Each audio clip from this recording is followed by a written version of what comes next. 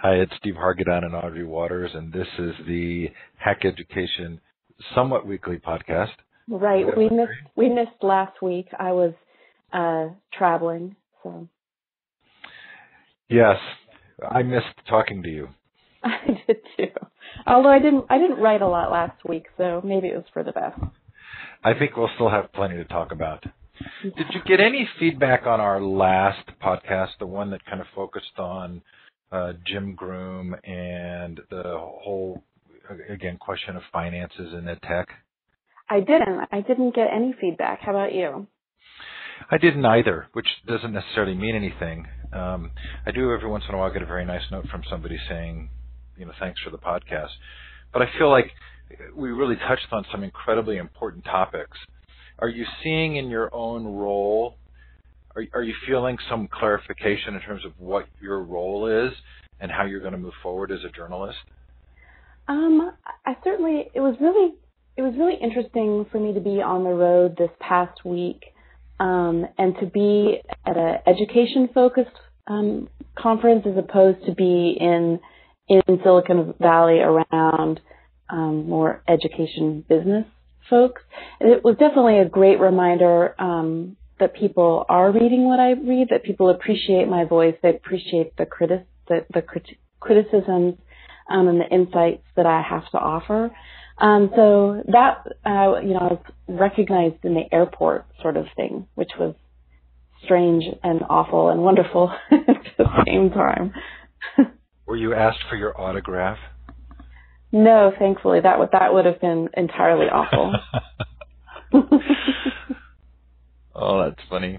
Okay, so let's talk about Reddit and the calling out of trolls.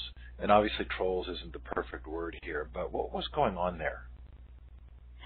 So this was a story that was inspired somewhat by this really, I think, important and awful story that Gawker's Adrian Chen wrote about a person who on Reddit, which sort of describes itself as the front page of the internet. It has an incredible amount of traffic and really dictates and shapes a lot of the internet memes and internet culture.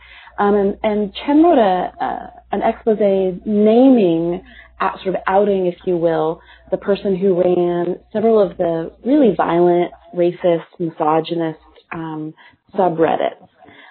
Often some of them dedicated to showing pictures of underage girls, things like that. And Chen and there was a really interesting backlash, this notion of what does privacy look like and what is the responsibility to sort of govern your own space online, and how can better journalism and transparency crack that open. And I gave a lot of thought to how that process of writing online, does expose the way in which power works, and power doesn't like it, when light is shed on it.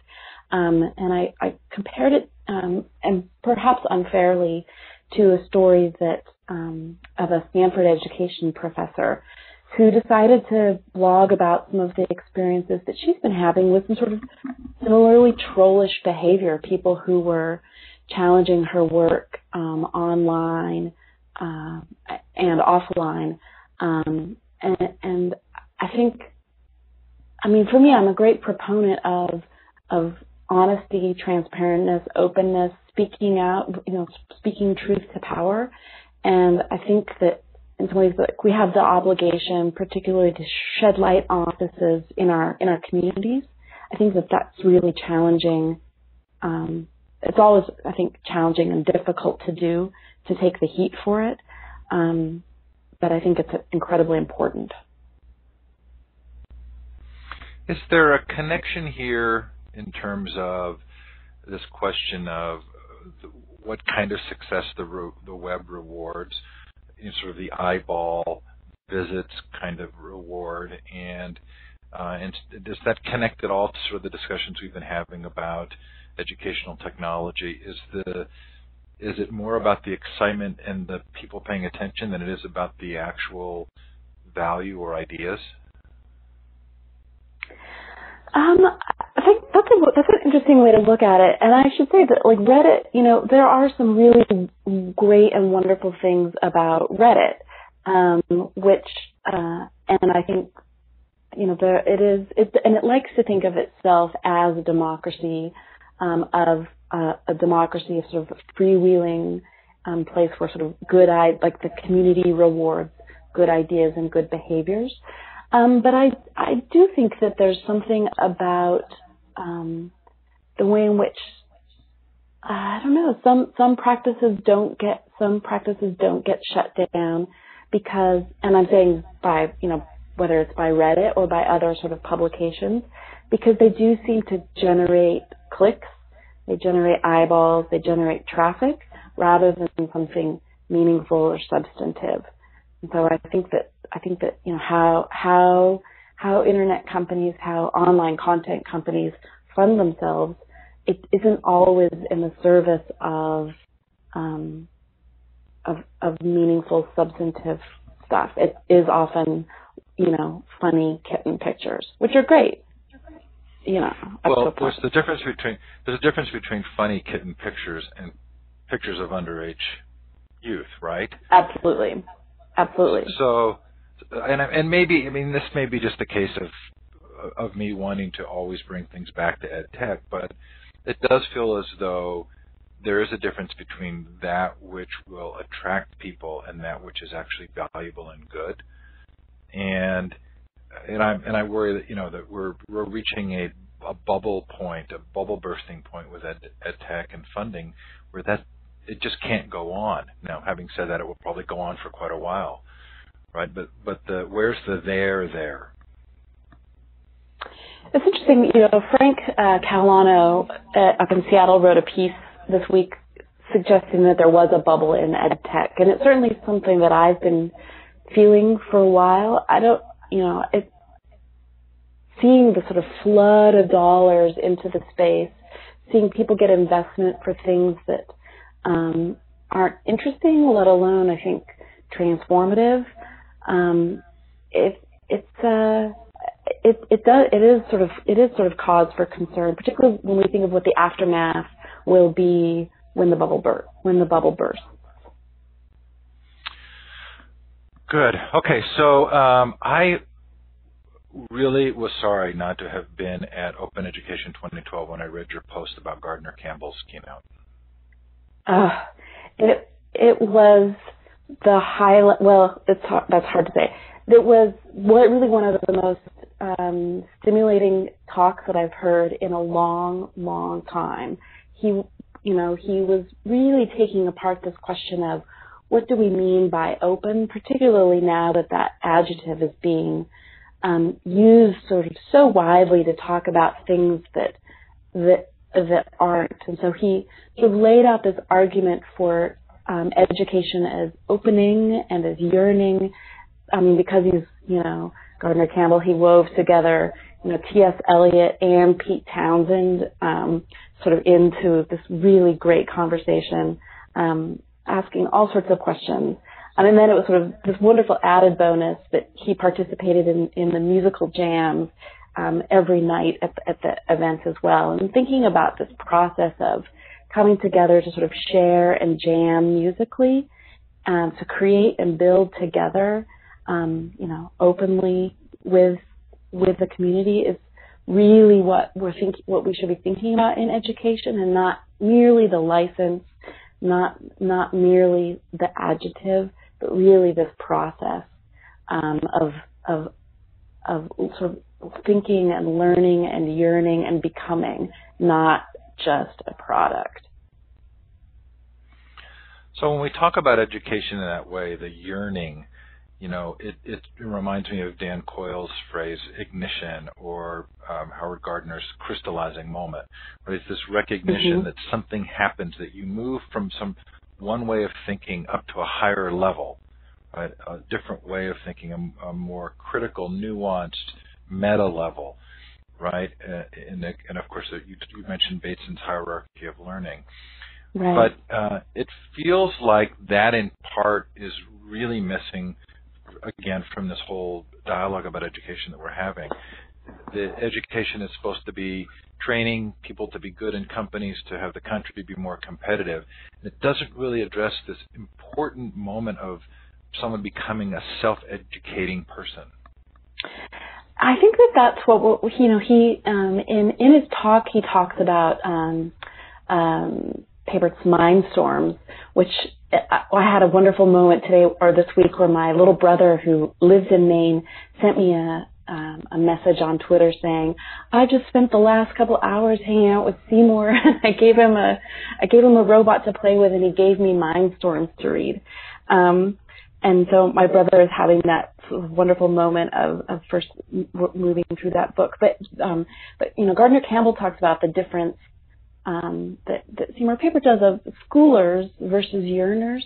And we're spending a lot of time around education technology, I think, fiddling with school and sort of how can we scale, how can we replicate, how can we sort of deliver content to more and more people through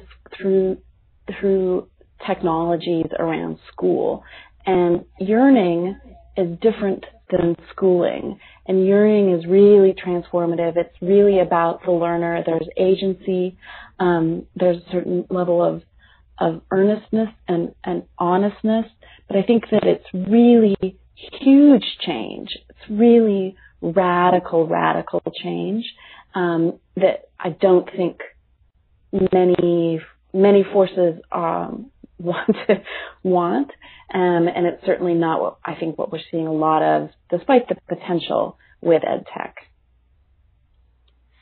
So if we put this into Illich's institutionalizing of values, it almost seems like it sort of naturally fits that that schooling is the attempt to institutionalize the value of yearning, and it clearly fails in the way that institutionalizing does. Right. I mean, and I wouldn't even know if school attempts to I don't even know if yearning fits into schooling at all. I mean, I think that in schooling you're sort of told there isn't really a desire. You're told what you should know, and that in many ways the way in which we think of a certain set curriculum that everyone must master, that's very different than sort of following a path that you find intellectually stimulating, that you find a challenge that you want to explore on your own, versus schooling, which is very much you will graduate knowing these 100 facts. So this presents us with a conundrum, right? Because the kinds of things that lead to yearning, time, the ability to try different things, experimenting, and failure, these are really hard things for schools to even think about providing.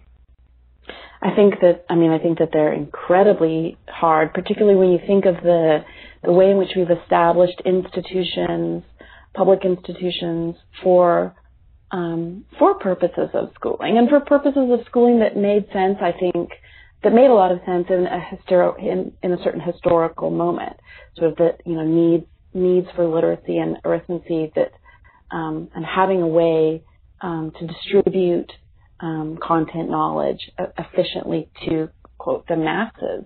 So I think that we have these institutions in place that are really struggling to figure out what their role will be now. And because I think of the self-fulfilling way, sort of the self-fulfillment that institutions get involved in, I think it's very hard for a school to step outside and ask these questions about its purpose.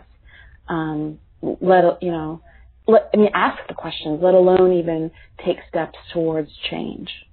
So I'm interested in the degree to which badges appear to have come up again at Open Education 2012. And I got to say, I'm still really uncomfortable with the whole badging idea. So I guess my question is there some enthusiasm, or are people enamored with the badging because of the technology or the fact that it can be done without considering that it's just another more complicated external assessment system? Or is there actually, I guess you're saying you feel like people feel like there's the potential for change, But to me, it seems like it takes the idea. Okay, I'll back up for a second here. So I interviewed Denise Pope from Stanford the other day. Mm-hmm. She'd come on for the second time. She wrote a book called Doing School, and is now doing this Challenge Success program, where it's challenging the ideas of success. And she talks about how students will say, all I'm interested in is the grade. Right. I don't really care about the content mastery. It's the grade. So doesn't badging just sort of exacerbate that? I wonder about this too. I mean, I think that these are definitely the conversations that we have to have, and I think that this is why it's important that people engage in these conversations with Mozilla. I feel as though Mozilla has clearly made sort of a decision to sort of really embrace, or the Mozilla Foundation has made some decisions to embrace education as a topic that it's really interested in, learning. And I think that they're moving forward and not necessarily thinking about any of these things. I think that there is potential to change the way in which some of the power structures work around credentialing and certification, for example. To be able to have certificates for things or to be able to have badges for things that didn't have official credentials before, for individual teachers to be able to give badges in ways that don't show up necessarily on a diploma, or that you don't showcase information currently on your resume. All that being said, I think you're right. It does feel as though in some ways it certainly has the potential to absolutely replicate the current system that we have, just with more metadata. I want to believe there's more to this story than I'm giving it credit for, but again, I just keep thinking of that You Are Special book, with the WEMX, and we've talked about that before, but the people walking around giving each other stars, pasting little stars on other people, and I just cannot see this actually helping the mastery, but who knows? Okay, so let's talk about the obstacles to OER. I thought this was really interesting. This was really interesting, and I actually have been sort of sitting on this post for a while, and I'd hoped to actually get it posted before I went up to the Open Education Conference. But that was also a good opportunity to talk to more people. So for the last couple of months now, I've been having conversations with a variety of educators at both the K-12 and at higher ed about why they use open education resources. And time and time again, the reactions for particularly why people don't use them, I thought were really, really interesting, and I think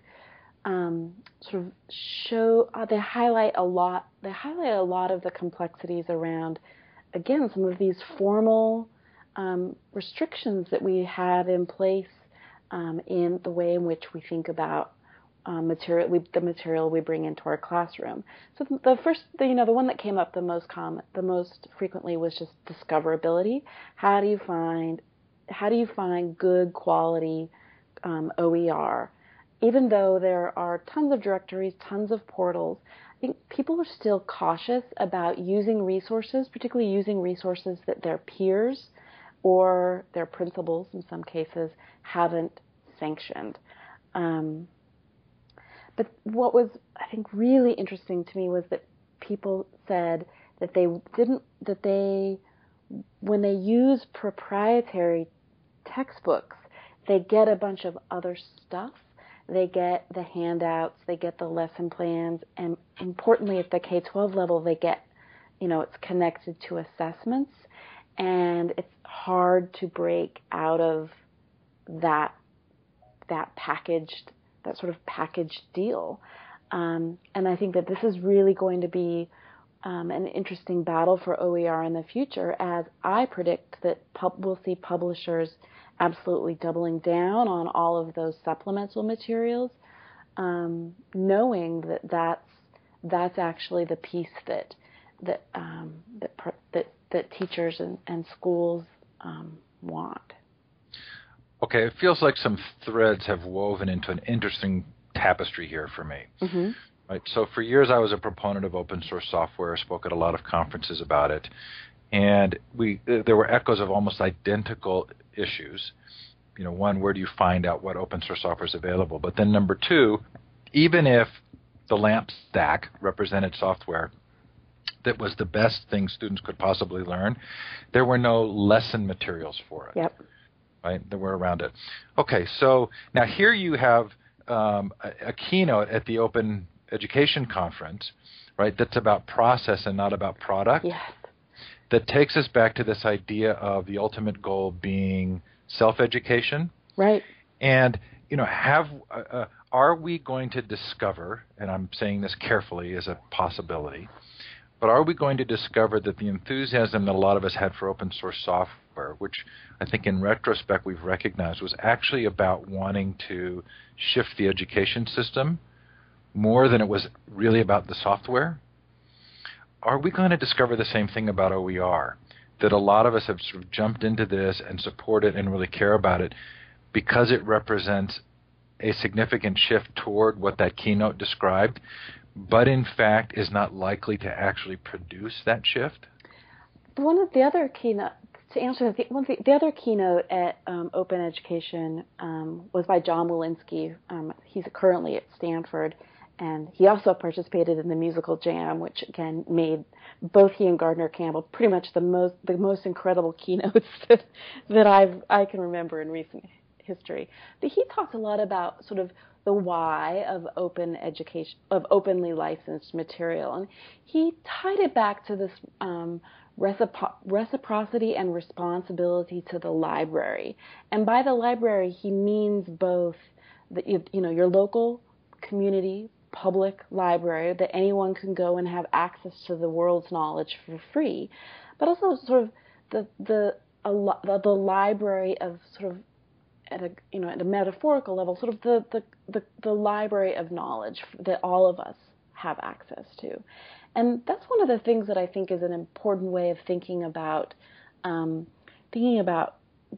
open education resources. Is it's that there has to be reciprocity, that there has to be giving back, that we can't just think of these resources as things that we consume, whether as teachers or as students, but that we have to think about our own creation and what are we doing with the knowledge that we build, and how are we returning that to the library.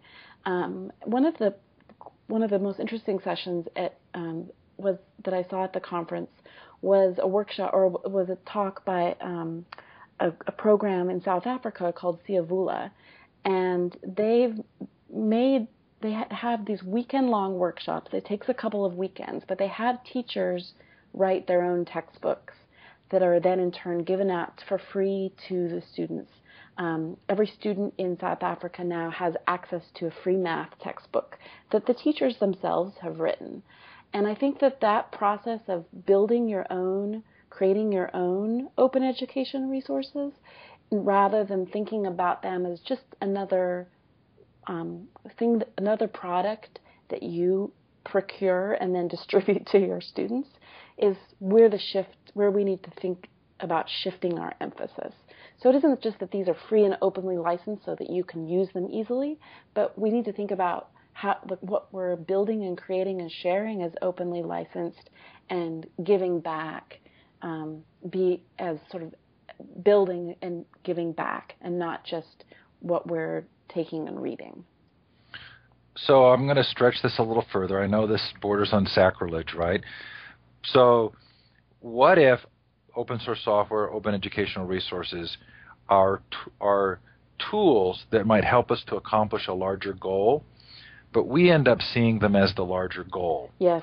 Right? So if the larger goal is this moment of becoming someone who self-educates, of ignition or crystallized thinking, right? Then, and it's a vision of education, then OER allows us to do that, right, in some very brilliant ways. And open source software allows us to do that in other ways. But so do other things that sometimes are proprietary. So I wonder if the focus on OER as is often seen as the primary goal rather than as the tool of a stated primary goal. Does that make sense? That totally makes sense. The thing I would add to that, though, is that I do think that we, partially because of this move into the digital age, we do have, I think, as a society, as a culture, we have some conversations that we have to have about intellectual property and why we're copywriting things and why we have proprietary content in this world of sort of digital distribution. And so I think that this copyright piece, discussions around what is intellectual property, what do we mean by that, how does it work, who owns it, and how, are a related but equally important conversation, particularly in this new sort of digital world. And I think of this week the story of this woman who had her Kindle, all of the books. She said she'd purchased some 60 or 70 books, all of her books taken away by Amazon because of this question of DRM and licensing and who, what do we own and who owns it. I think these are really important discussions. I agree. And if I had to choose between a schooling system that used proprietary content but built critical self-educating individuals and one that used open content, I would have to say I'd choose the former. Yeah, I mean, and I think that they're complicated in different ways. I just finished reading Cory Doctorow's. I know you like young adult fiction. Cory Doctorow's latest book, Pirate Cinema, which has got me thinking a lot about this question of ownership and creativity, locking down content in ways that I think that who owns ideas is so much more complicated, and the law is on the side of these major corporations that really don't control. They really don't control. The law says they do, but they don't control creativity and knowledge. We do. We make it, and we should seize it, I think. I'm so glad we're having this conversation. Okay, so tell me about the workshop you gave at the Humanities and Technology camp, that camp. This was great. I was really thrilled to be asked to give a workshop, in no small part because the other person who gave a workshop was Howard Rheingold, and I sort of when you see your name in lights, it's nice to sort of see your name in lights next to people that you admire so greatly. But I talked about how this question of publishing outside the academy, which is important, I think, for scholars in a lot of ways, partly for the reasons that we were just discussing. I think that the traditions of academic publishing tend to be in terms of the form, the language that's used, and then the distribution methods. They tend to have locked away a lot of knowledge and information. And so I wanted to talk about how writing on the web can be some writing for the web and writing about academia, particularly in this particular moment in history, are incredibly important. And I think that there are a lot of, and then I think, and something that I still struggle with, sort of what does that look like financially for someone? Whether what does it mean to sort of make money writing, publishing today? Well, there are issues here also of tenure, right? Right. And specifically what universities expect. Again, just having talked to Denise Pope, who's not on a tenure track at Stanford, and who I think is saying some of the most important things that are being said out of the education department there, as well as Tony Wagner having sort of showcased individuals in his most recent book who were the ones who were struggling the most to be able to stay in the university environment but are having the biggest impact on students. So clearly there's a disconnect here in some form between expression, sharing, and information, and what universities expect and reward. I think that's really important. I think that universities are because of financial pressures, if nothing else, but universities are really going to have to come to terms with what is it that they want their employees, what is it that they want their faculty to do. Do they want them to teach and teach well? Do they want them to research and research well? And do we necessarily have to have those things coupled at the same institution? And what are our responsibilities, as the public to support institutions that do research? If we support them publicly, then shouldn't we have public access to that research, open public access to it? And if we want universities that have great teachers, those might not be the people who are doing groundbreaking work, research-wise. Right. And it is kind of fun to watch some schools, smaller colleges, make that decision that they're going to just focus on the teaching and not the research, mm-hmm. and recognizing that this is sort of a moment of opportunity for them, I think, yeah. And making those distinctions. Okay, you also talk about domain name ownership. Yes, this is so important to me. And this is, I have to say hats off to Jim Groom, who's really got me sort of advocating for this, that it is so important that people own their own domain, that you control your namespace, that you control your data, that you control your content, but that you own your own space online. So you can put your badges on that. So space. You can put your right. Well, couldn't resist. So that you can just you can do whatever with it. If you want to put your badges on it, that's great. But right, ideally other things. Tell me what dark social is. So dark social is something that Alexis Madrigal from The Atlantic wrote about a couple of weeks, in which she said that we're sort of thinking about the social web, we're thinking about social networks wrong, and that we actually that when you look at sort of traffic on the internet, and he was speaking as a publisher, when you look at what what drives traffic, that there's what he called dark social, which are the ways in which people share content. And we think of sharing now in terms of Facebook and Twitter. The way in which people share content through these, I guess what you'd say, older technologies, namely email and instant messaging, and the things that aren't associated with the rise of social networking, that aren't tracked by metrics around sort of around quote social.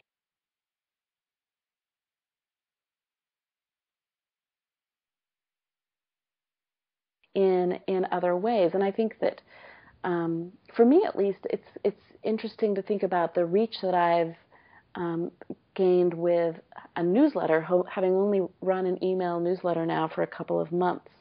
Certainly confirms this idea that people, plenty of people do click like on Facebook. Plenty of people do retweet the stories I write, but there is certainly an interest in sharing things, quote, the old-fashioned way, which I suppose would be printing it out, but sharing things via email.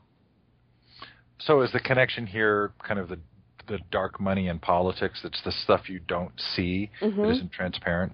Got it. Right, yeah. Okay, so I laughed out loud when I read your news piece. Let me see if I can find it here on Apple's newest announcement, and I want to read it so that we get full impact here. Something Apple, something blah blah blah, amazing.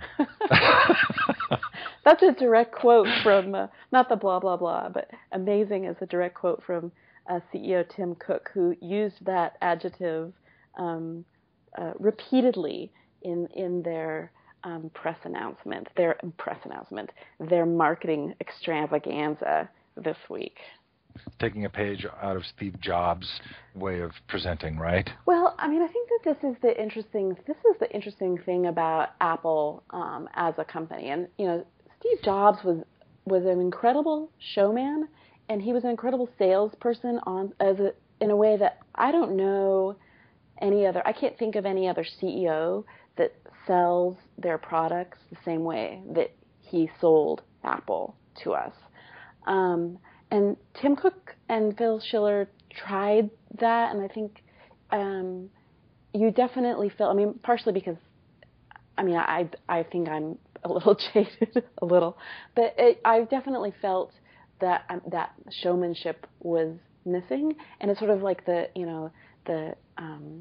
great and mighty Oz. Behind the curtain, you can sort of see the strings being pulled, and it feels more obvious to me every day, the sorts of strings that Apple is pulling to try to get us to sort of maintain this cult-like level of adoration that the companies managed to engender. Right. So there are two real issues in this story. One is just the problems with Apple and seeing them as the future of education. Mm-hmm. Right. There's the DRM. There's the e-book ecosystem that they've closed off. I mean, intriguingly, we are sort of we're so enamored with the convenience of Apple that we've walked into creating this relationship, which really doesn't make any sense for education. Right. Right. But number two is the bigger issue, maybe, which is this idea of a non-critical press. Yeah, I mean, it's, I am certain that having had my one invitation to an Apple event and then not writing, glowing reviews, I'm certain that I'll never be invited back, and that's pretty standard practice for Apple. They aren't really interested in. They're very selective on who they allow to sort of see early releases, who they allow into their press events. But the press really has taken, the technology press at least, has sort of really adopted that role, I think, unthinkingly themselves. I mean, you watch the stories, and really hundreds and hundreds of stories were published during and after the Apple media event that were almost entirely parroting what was said on stage. So none of the questions that I think consumers should be asking, let alone educators should be asking, none of these appeared in any of the stories. No one, I think, particularly around education, I was, this sort of expectation that of course Apple's going to be great for education, right? Of course children learn better when they use iPads. Of course, iTextbooks are radically transforming the way in which students learn. No one asked a single question in the technology media about any of these things. No one even, thought to send a tweet on Twitter or pick up the phone and ask a teacher or ask a education technology specialist about these things. We just sort of take it for granted. And just deliver the PR message that Apple wants them to deliver. So we've talked about several things here that I think kind of play together, right? Because this isn't just an education issue, right? We have the page view issue, right, and the need to get things out quickly.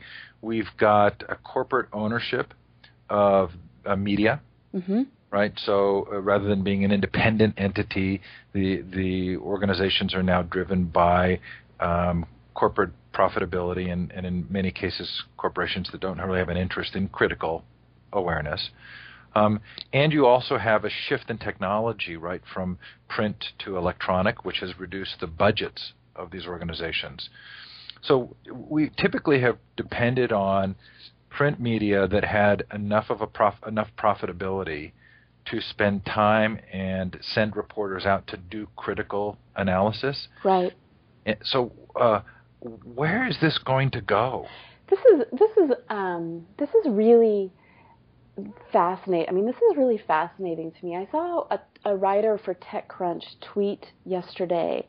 He said, I just published my 1,000th story for TechCrunch, and I've only been here 3 months. And I thought, holy crikey, buddy! Like, how are you? Like, you can't possibly churn out as many stories as you have to in a day. So, 6. I think the expectation of a TechCrunch writer is to write 6 stories a day. They aren't going to be doing any journalism. You're really just going to be precisely repeating, perhaps rephrasing what companies, big or small, Apple or the latest startup, want you to say. You don't have time to ask questions. You don't have time to develop any expertise. You really are just a monkey at the keyboard. You aren't doing what I would consider to be journalism. That's 10 stories a day. Yeah. 3 months. Yeah. I mean, it's more than 10 stories a day. So that's cut and paste. Oh, yeah. Right? Yeah. Interesting. I mean, I feel like this is a larger issue, and I feel like it's not unrelated to our questions about critical thinking and related to what the goals and the ultimate goal of education is, right? Because clearly these are very similar stories. The lack of critical thinking, the lack of a willingness to dig deeply, and just producing what is going to get a return, or what doesn't get a return, in many ways, which just seems very parallel to sort of how we're thinking about school. Well, and I think that there's this. So many pieces of the Apple news were troubling as well. I mean, just the way in which Apple is now reduced its obsolescence cycle for the iPad to 6 months. So if you bought the iPad that they unveiled in March, they discontinued this week. 6 months. And so the new iPad, the iPad 4, and people have responded in the comments saying, "Oh, my old iPad is as good as it was," and I'm not disagreeing with that. But Apple's making a very different argument here, and in fact, the new iPad will come with a different adapter. So if you are using if you're a school and you're using the old iPad adapters, those are actually outdated. None of the new Apple products come with that old charger or with that old adapter. And so this is this pace in which we're supposed to be consuming not just blog posts and stories from TechCrunch, but the rate in which we're supposed to consume and dispose of hardware that costs hundreds of dollars and has an actual real world environmental impact. We're just supposed to be churning through this faster and faster and faster. So this is another sort of nuanced piece in some of the questions you've been asking about the role of profitable technology companies in education, right? So Apple's goal would be to have us be as consumed as possible with their device, replacing it as often as possible. And to them, our spending time managing the device and making these decisions versus doing things of importance in education is actually okay with them. Right? Yeah. As a company, that's their goal, is to have us be consumed with their products and business. Yeah. I mean, absolutely. I mean, and I think that certainly their connection to the textbook industry, is to me a sort of demonstration that this isn't transformative, and this isn't.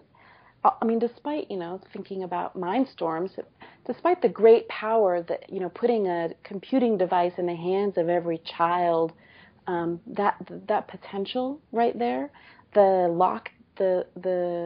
Apple device, the iPad at least, is not that device. It is locked down at almost every level, and capable of being locked down even further. So that you can only access one, a single app. So this isn't the liberatory computing that Seymour Papert talks about. Okay. Wow. Reading the terms of service. Yeah. I've loved this project. This is going to be a new project that I'm going to tackle. I think this is important. How are you going to tackle it? Well, I've reached out to the folks that are running this Terms of Service Didn't Read site. I'm going to gather up what I can from the education, because if I feel like if I don't do it, no one will. Gather up what I can from educational apps and make sure that they're included in this Terms of Service Didn't Read project. Good for you. Okay, and this kind of came out in part because of the Coursera announcement about Minnesota, right? Yes. Well, this was sort of a funny story that went viral this past week, this notion that Coursera had over the summer updated their terms of service to say that if you live in Minnesota, you're forbidden from taking any online classes. And the Chronicle wrote about it. Minnesota sort of embarrassingly had to come up and say, oh, that's not really what we meant. But I think that the lesson here is that I'm sure plenty of folks in Minnesota had signed up and taken Coursera classes, not because they're necessarily sort of bent on breaking the law, but because nobody reads the terms of service. I mean, we all click and say the little button that says, oh, I swear I read the terms of service, but we don't. We lie. We lie all the time when we click and say, oh, yeah, I agree. I totally read it. And by doing so, we are, in a lot of cases, the Coursera one's sort of funny, but we are, in a lot of cases, handing over, making agreements that we probably should pay a lot closer attention to, particularly around educational content. Why would Minnesota even have this law? Well, I think the law is supposedly sort of a 20-year-old law, and it says that schools, universities that offer credit have to pay the state of Minnesota to be licensed isn't quite the right word, but the way in which the state has framed it is that they wanted to protect citizens from unscrupulous sort of diploma mills. So from fraudulent schools that didn't really offer an education that the state of Minnesota felt was worthy of paying money for. That sounds like a follow the money story. I know it's 20 years old, right? But you've got to imagine that some lobbying group for universities or organizations in Minnesota was behind a law like that. Yeah. Oh, yeah, I'm sure. Yeah. Okay. Hey, we have 2 weeks of news to catch up on. Okay. So we're not going to cover everything. So go to Audrey's site.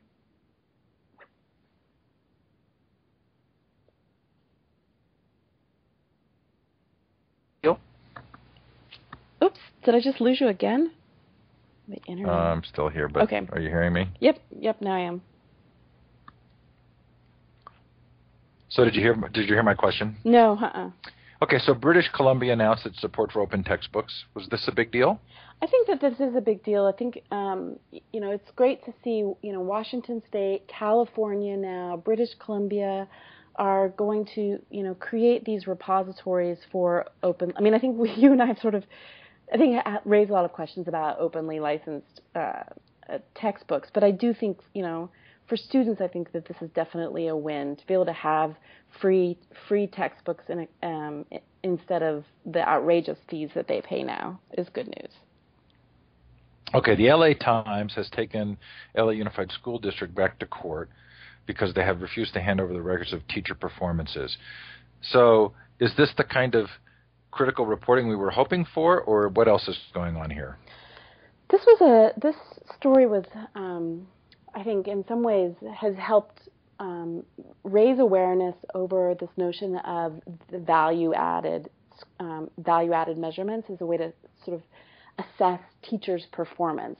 And this is something that the Gates Foundation and the Department of Education are really pushing. But if you look at student standardized test scores, you can tell whether a teacher is doing their job or not by whether or not those students' scores increase. The LA Times sued to get records and then published the names of teachers listing whether or not it thought you were a good teacher based on your standardized test scores. So I think that it definitely raises all sorts of questions about who has access, what do we count as public data? But hopefully I think allows for an opportunity for us to have some conversations about the fact that this value-added measurement is pretty suspect, despite it being really pushed by a lot of education reformers. A lot of researchers and scholars, education statisticians, will agree that it's actually it's not a good measurement. Okay, so we've discovered that I don't own the books in my Kindle account. That's no huge surprise. I don't actually own most of the software I use, right? It's licensed to me. Right. But Random House says that libraries actually do own their ebooks. Actually, since I wrote the story, they've changed their mind. They No spoke. way. Yeah, they spoke out of turn. So no, they've backed down on that.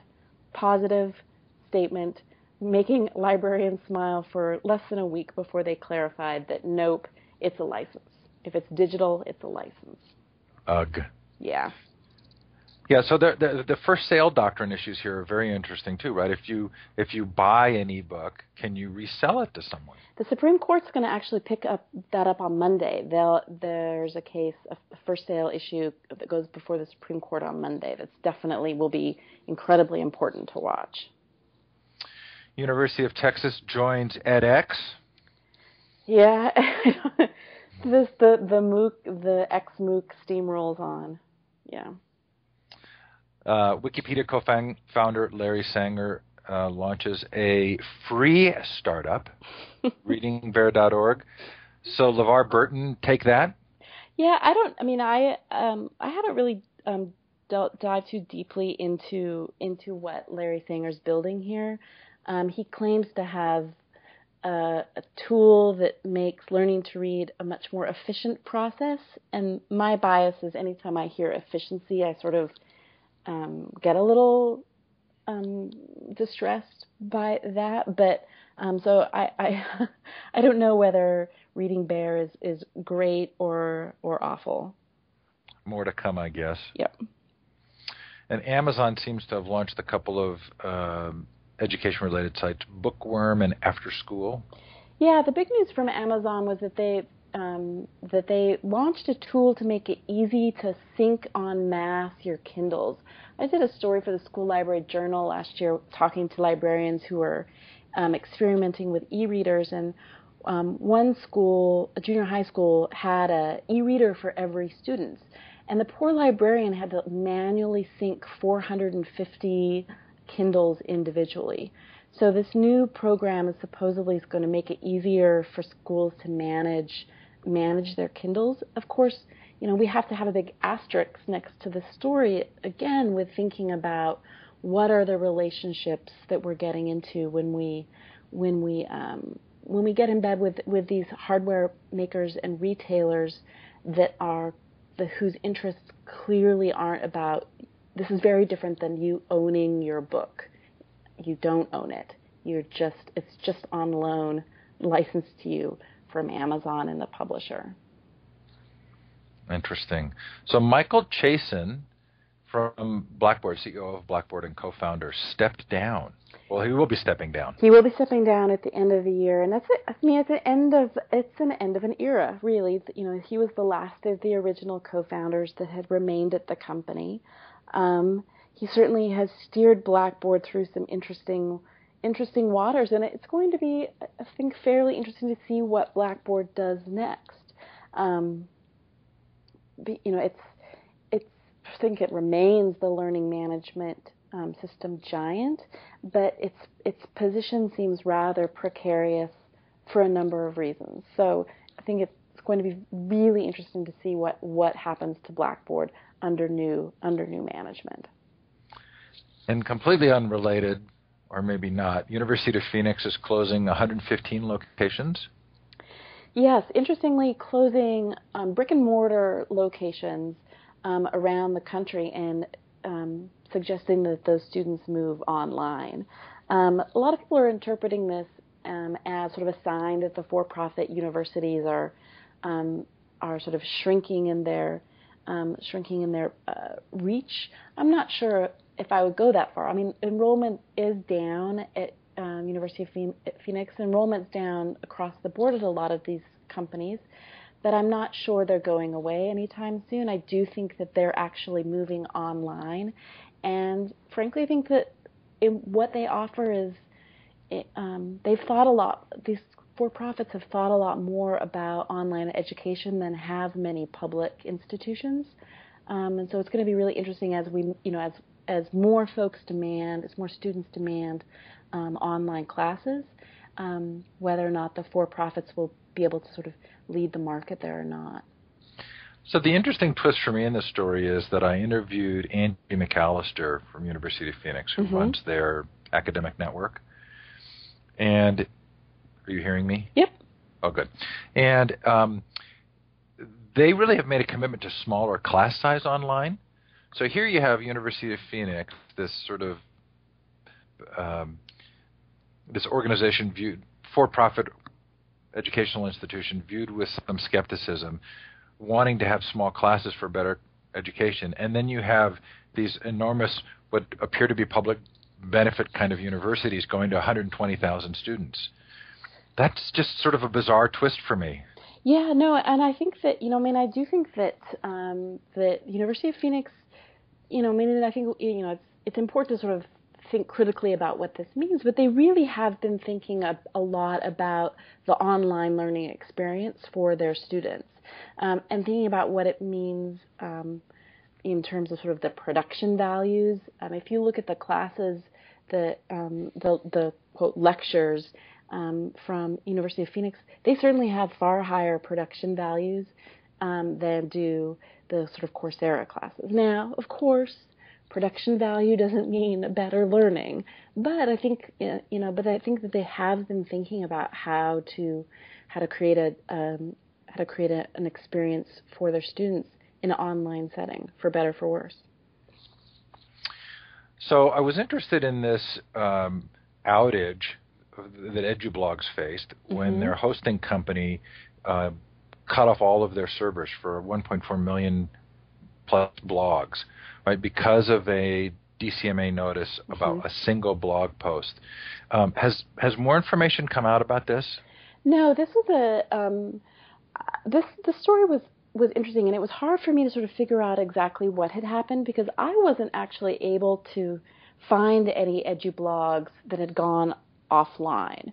So that being said, Pearson filed a DMCA notice, a takedown notice, over a passage that a teacher had posted on a blog, a passage from like a 1970s book that a teacher had posted on a blog 5 years ago. And the hosting company purportedly yanked all the EduBlogs instead of that one blog. To me, it highlights the fact that sort of, again, these questions of IP and our response to copyright infringement, particularly in an education setting where there are legitimate fair use claims, it's all pretty suspect and really pretty broken.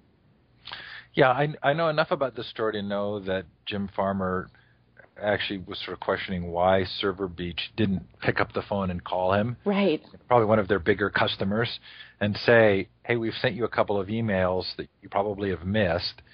Before we shut your whole service down, we thought we would give you a call. Yeah. Hey, so what do you know about Parchment? I know that it was founded by one of the founders of Blackboard. It's a transcript service. So this always makes me think back to the conversation we had a couple of weeks ago about portfolios and students owning their own records, because this notion of transcript and transcript management, digital transcript management, is something that feels like it's being outsourced to companies like Parchment rather than the data being handed over to students. So, students traditionally, if you want to get a copy of your transcript, you send a check for $25 to your alma mater, and they mail you, or perhaps mail an official copy elsewhere. Now that's being digitized, but and I think Parchment is compiling lots of data, making it easier for high school students and for college students to be able to pay for copies of their transcripts and have digital copies sent elsewhere. I had to laugh because my old boss at Illuminate, Rajiv Arora, tweeted me and said, he's gone to work for Parchment, that they'd just gotten this big round of funding, and did I want to interview their co-founder because of it? And I thought, I'm sure he must not be listening to this podcast. Okay, so this story about Mississippi running a school-to-prisons pipeline just made me sick to my stomach. Yeah, me too. No, and I think, I think that these are the things that we need to be really watchful about as we think about these what I would see is sort of like this attack on public institutions, because certainly the prison industry and the for-profit prison industry is something that we have outsourced that responsibility to for-profit companies, and now I think we're seeing the ramifications around it. But now I think this connection between schools becoming a school to prison pipeline is really disgusting. So the Department of Justice is suing a couple of cities in Mississippi for a school policy program that had students for very minor infractions be shipped off without any legal consultation 80 miles elsewhere into these juvenile detention facilities. It makes me sick too. The students were all black students, for things like speaking out of turn in class, for wearing the wrong color clothing, was interpreted as a gang infraction, that this was sort of seen as them being in a gang, and they were shipped from the school to jail. Yeah, this story hit me on a couple of levels. One was just the unfairness of that, the lack of due process. But, it feels like that's a larger story. Mm-hmm. I mean, we're seeing a lack of understanding of the importance of due process, right, at all levels, but also because for me, kind of a touchstone argument against the idea of for-profit companies largely driving education has been the prison system. Yes. Right. I mean, the financial incentive for those who run prisons, and maybe this is an oversimplification, but we have so many people in prison, compared to other industrialized nations, just an incredible percentage of our population is in prison, and it's hard not to see that as a result of somebody making a profit by housing inmates. Yeah, no, I think that this is a terrible story on so many levels, and hopefully, I don't know how widespread this, news about this is, but, I hope that this is one of those stories that can sort of make us open our eyes and really think about, again, we talk a lot about what's the purpose of education, but it's fairly clear that there are systems in place that see the purpose of education, particularly the purpose of education in rural Mississippi for young black men, to be imprisonment. Obedience training. Yep. Okay, I didn't really understand the story on the audit of the charter schools. So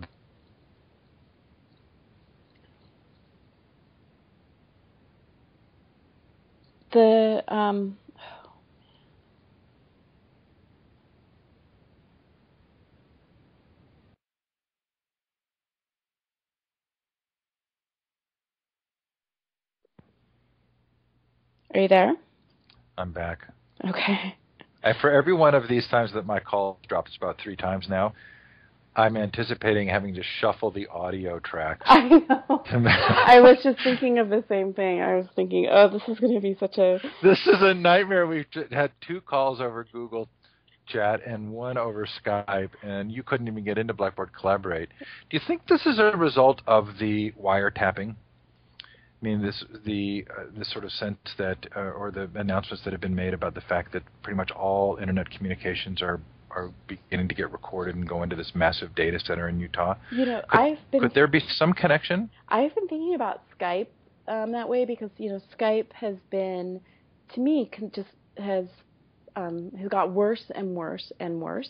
And of course, Skype used to be was a sort of wonderful technology, peer-to-peer distributed technology that was sort of designed to not break because of the way in which it was worked. It wasn't warehoused or sent through one node. Through one place. It was sort of there was a nodal system in which the peer-to-peer calling worked. But since they were acquired by Microsoft has ditched that technology, and I think Microsoft is pretty open about its willingness to put backdoors into tools. And I certainly feel as though I have the sense of Skype being Skype is definitely doesn't feel like a great communication tool any longer. Okay, so I didn't understand the story on the Department of Ed's audit of states' oversight of charter schools. Can you explain what happened there? Yeah, so the Department of Education's Office of the Inspector General conducted an audit on the way in which both states have been governing their charter schools, and then the way in which the federal government, the Department of Education, has been allocating grants to those charter schools. And the report was pretty damning. They found that there was very little oversight, in fact, that the Department of Education was not effectively monitoring both how those schools were performing and not really ever, although they were handing out grants, they weren't ever turning back around and seeing that that money was used effectively on the ground. And I think that this is an important piece to think about, partially because of the way in which the Department of Education has been populated by a lot of folks who aren't just sort of charter school proponents, but have actually spent a lot of time working at charter schools, working for institutions that promote charter schools and that invest in charter schools. And Jim Shelton is the head of the Office of Innovation, and he was the target of, in many ways, the target of this investigation. And of course, he came to the Department of Education having worked at the Gates Foundation, and before that, having worked at New Schools Venture Fund, which invests in charter schools, and before that, having worked at Edison Schools, a charter school itself. And so you can definitely see the ways in which I think money and power and charter school management has certainly infiltrated, I think, that's a pretty strong word, I guess, but sort of the proponents of charter schools are certainly powerful people in Washington, D.C., and aren't necessarily doing due diligence, I think, because of sort of political expediency and I think promoting a political agenda, a pro-charter school agenda. So I know we've talked about Tom Vander Ark and kind of his sort of dual roles, right? Both being an investor and a proponent. Has there been any question about whether or not Jim still has financial interest in chartered school organizations? I don't know that he has financial interests directly. I'm not sure. I mean, there certainly does seem as though there's plenty of churn between sort of the Gates Foundation, New School Venture Fund, who gets money from those organizations, who ends up at the Department of Education. I don't know if it's a clear financial relationship, but it certainly is powerful political network.